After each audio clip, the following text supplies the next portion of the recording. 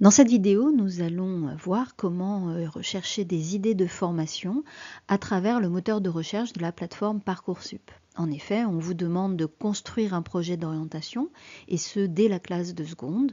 Cela nécessite du temps, ça nécessite également de prendre en compte un certain nombre de choses comme ses goûts, ses résultats scolaires, bien sûr, mais aussi sa capacité à s'éloigner de sa famille, à vivre seul.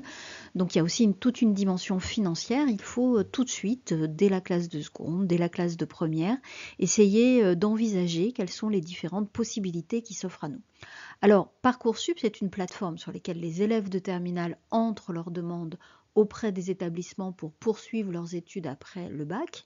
Mais en réalité, avant la classe de terminale, on peut tout à fait se familiariser avec cette plateforme en utilisant le moteur de recherche. Il n'y a pas besoin de s'inscrire comme le feront les élèves de terminale. Tout le monde y a accès et à n'importe quel moment. C'est un moteur de recherche très complet où il y a beaucoup d'informations et cela donne pas mal d'idées pour des poursuites d'études futures. Donc, dès la classe de seconde, on peut commencer à regarder un petit peu les études. Ça donne des idées sur les métiers et les voies professionnelles sur lesquelles on peut s'engager.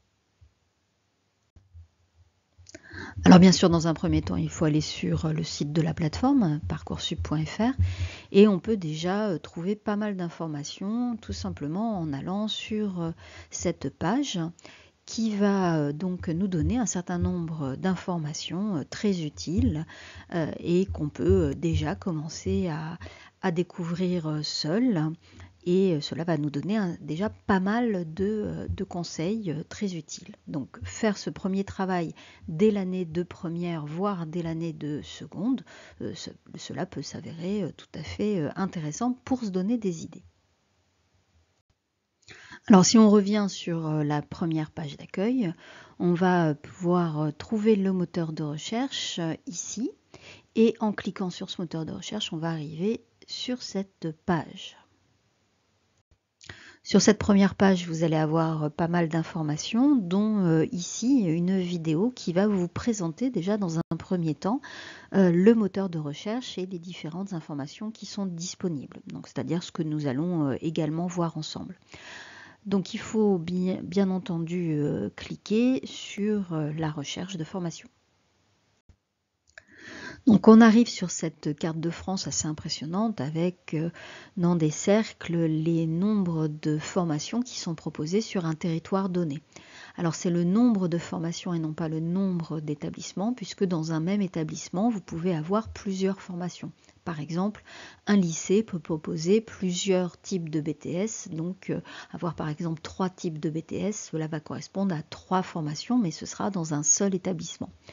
Vous avez également des filtres qu'il va falloir découvrir, comme par exemple ici le type d'établissement, établissement public, établissement privé sous contrat, etc., etc. Donc il faut déjà se familiariser avec ces différents filtres. Alors parmi les filtres proposés, vous avez ce filtre qui est assez intéressant puisqu'il vous permet de trouver immédiatement des formations qui sont liées à un thème, un secteur précis, comme les métiers du sport ou les écoles de commerce et de management. Donc dans un premier temps, utiliser ce filtre, l'explorer, va vous permettre d'avoir des idées. Donc par exemple, si je coche les formations diplômantes du travail social, je vais arriver sur cette carte qui me présente les différentes formations sur toute la France et il va falloir que j'affine ma recherche avec d'autres filtres, par exemple les établissements privés, les établissements publics et puis bien entendu les zones géographiques. Alors on va regarder maintenant les informations sur les formations elles-mêmes. Donc ici, si je prends comme exemple cette formation, la formation c'est donc le BUT Gestion administrative et commerciale des organisations. Donc ça c'est le nom du diplôme, c'est le nom de la formation qui est préparée.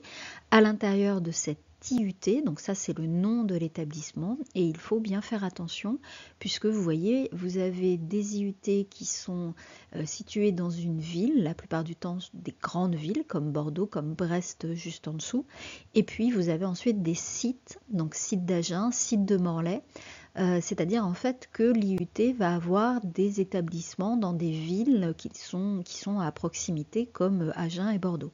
Donc il faut bien faire attention, puisque là ça veut dire que cette formation se prépare à Agen et non pas à Bordeaux. Alors qu'au contraire, si on regarde juste en dessous, l'IUT Bordeaux-Montaigne, BUT métier du multimédia et de l'internet, et bien là c'est au contraire un BUT qui va se préparer à Bordeaux même. Donc ça c'est une première information qu'il faut prendre en compte. Ensuite vous avez les taux d'accès, les nombres de places, le taux de général, de techno et de pro. Donc le taux d'accès, c'est le nombre de personnes qui ont demandé et qui ont obtenu. Donc là, vous avez le taux d'accès, donc 41%, ça veut dire que finalement, vous avez quand même de grandes chances de l'avoir quand vous le demandez, 41%, par rapport, pour un titre de comparaison, au taux d'accès de Bordeaux-Montaigne, 10% seulement. Donc ça veut dire que ce BUT-là est beaucoup plus demandé que le précédent. Et pourtant, regardez le nombre de places. Vous avez 88 places pour le premier, 50 places pour le troisième. Donc ça veut dire en fait que le taux de pression, c'est-à-dire vraiment le nombre de demandes par rapport au nombre de places, c'est très important pour ce BUT métier du multimédia et de l'Internet. Donc, il faut relativiser ces chiffres, ne pas se mettre des barrières a priori, ne pas se dire oh là là, je vais jamais pouvoir y rentrer. Vous n'allez jamais lire dans le taux d'accès un taux d'accès du type 100%. C'est absolument impossible. Donc, ne pas se mettre des barrières avant même de commencer à courir. Il faut déjà bien regarder ce qui vous intéresse. Et puis effectivement, il faut être réaliste, bien sûr, en fonction de vos notes. Mais vous ne pouvez pas demander un IUT où il y a 10% d'accès si vous avez seulement 10 tout juste au niveau de votre moyenne. Ça, c'est un petit peu du bon sens. Toujours dans l'idée de utiliser ce moteur de recherche pour se donner des idées, on va pouvoir aller cliquer sur voir la fiche ou même sur formation similaire, puisque ça va nous ouvrir sur d'autres pages avec d'autres IUT ou d'autres formations qui sont dans le même domaine. Alors tout d'abord, nous, on va aller voir la fiche en question pour comprendre les informations qui s'y trouvent. Quand on arrive sur la fiche de ce BUT, on voit qu'il y a indiqué en rouge que c'est une formation sélective. Alors pour être clair, il n'y a que l'université qui est une formation non sélective. Et encore, il y a certains cursus à l'intérieur de l'université qui sont sélectifs. Donc il ne faut pas s'affoler a priori. De toute façon, la plupart du temps, vous allez être confronté à une sélection assez importante. Donc il faut s'y préparer. Il ne faut pas se dire qu'a priori vous n'y avez pas droit. Vous pouvez tout à fait intégrer ce type de BUT. Il faut simplement s'y préparer et voir un petit peu les modalités. Alors les modalités justement, on voit qu'il y a ici un entretien de recrutement. Ce n'est pas le cas pour tous les BUT. Donc là, il y a un entretien de recrutement. Il faut aller regarder évidemment plus attentivement ce qu'on attend de cet entretien de recrutement. Mais faut encore une fois ne pas s'affoler, même si vous voyez il y a des chiffres qui donnent le vertige. En réalité, il faut absolument ne pas paniquer face à ce type d'indication. Il faut absolument se faire confiance avant même de se dire oh là là, c'est pas pour moi, c'est pas pour moi. En poursuivant sur la fiche, on voit qu'il y a des informations qui sont très intéressantes pour se donner des idées de parcours professionnel et des idées donc d'orientation. Là, vous avez une présentation très précise de ce qu'il y a à l'intérieur de cette formation. Donc vous voyez qu'il y a différents parcours, donc différentes options. Par exemple, le management commercial et marketing qui va utiliser des outils de commercialisation numérique, ou encore un autre parcours qui va plus faire appel à la compta, au droit, aux ressources humaines. Donc vous voyez, il y a des propositions qui sont différentes. Et il y a également donc sur le bas-côté des informations sur les compétences attendues, les débouchés, donc ça c'est aussi très important. Alors en effet, c'est ces débouchés qui vont vous donner une idée très précise de ce que vous pouvez faire avec la formation que vous voulez préparer. Donc vous voyez là, il vous donne des indications sur les fonctions que vous pouvez exercer et ça vous permet d'avoir une idée plus concrète des choses et de vous projeter un peu plus vers l'avenir. Donc vous avez à chaque fois sur les différentes formations ces débouchés qui vous sont indiqués. C'est comme ça que vous allez pouvoir construire votre projet d'orientation puisque vous allez vous rendre compte qu'il y a peut-être des débouchés qui reviennent dans ce que vous consultez et donc vous allez pouvoir peut-être affiner ainsi ce que vous avez envie de faire pour la suite. Donc c'est vraiment l'aspect le plus important à regarder lorsqu'on observe les différentes fiches liées aux formations.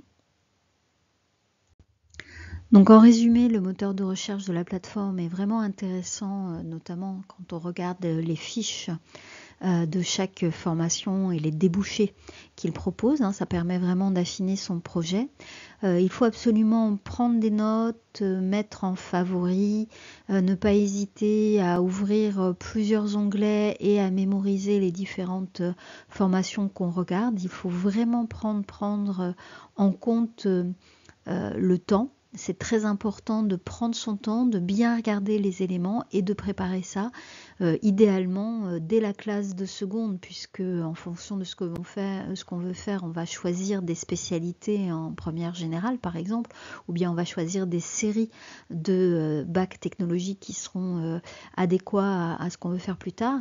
Donc idéalement c'est en seconde qu'on commence à regarder, sinon on le fait en première, puis vraiment si c'est pas possible, on le fait en terminale, mais normalement un parcours d'orientation se prépare sur la longueur parce que on va avoir des hésitations, des retours en arrière, des perspectives qui vont s'ouvrir, donc il faut prendre du temps, c'est la clé, il faut surtout pas se voiler les yeux et puis attendre que les choses se passent.